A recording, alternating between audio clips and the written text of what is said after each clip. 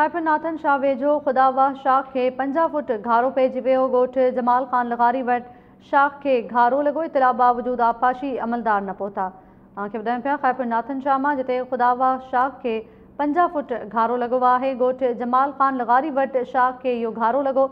इतला बावजूद आबपाशी अमलदार न पहुता।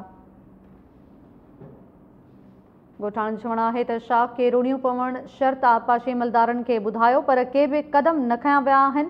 खैफर नाथन शाह लॻ खुदावाह शाख के 50 फुट घारो पियो आहे। वधीक तफ़सील मालूम कयूं था इरशाद खोसो खां।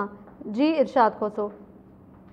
जी पहिरां ॾींहुं खैफर नाथन शाह भरिसां ॻोठ जमाल ख़ान लेगारी साम्हूं खुदावाह शाह के अचानक जो 50 फुट घारो पइजी वियो आहे।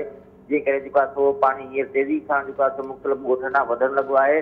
ऐं ॻोठाणनि जेको आहे सो इहो ॿुधायो त सुबुह सां ई जेको आहे सो खुदावाह शाह खे रूणूं लॻियूं ऐं इरीगेशन अमलदारनि खे अची इतला ॾिनोसीं त शाख खे रूणूं केतिरियूं पियूं आहिनि ऐं जेको आहे उन बावजूदि जेको आहे सो हींअर ताईं जेको आहे न पहुची सघिया। उहो जेको आहे हींअर ताईं जेको आहे सो घारो हले पियो ऐं हिननि जो इहो बि चवणु आहे त जेकॾहिं हींअर ताईं इरीगेशन जा ऑफिसर न पहुता त पाणी अञा तेज़ी सां ॻोठनि ॾांहुं वधणु लॻंदो। जी महिरबानी मुंहिंजी इरशाद खोसो तफ़सील ॾियण लाइ।